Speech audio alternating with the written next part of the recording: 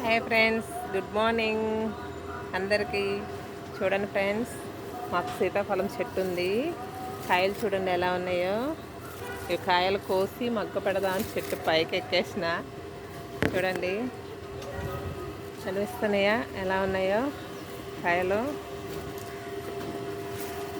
చూడండి పెద్ద పెద్ద కాయలు ఉన్నాయి. కోసి మొగ్గ పెడితే పండుతాయి అంట. అసలు చెట్టు పండిన కాయలు తిందామని ట్రై చేసా కానీ పండట్లేదు అవి. చూడండి ఎన్ని కాయలు ఉన్నాయంటే.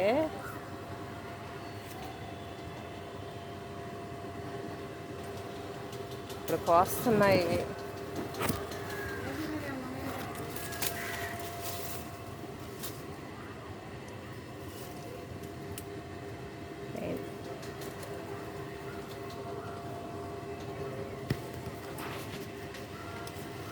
మనం ఏ మందులు వేయకుండా పండిన కాయలండి ఇవి. చాలా టేస్టీగా ఉంటాయి.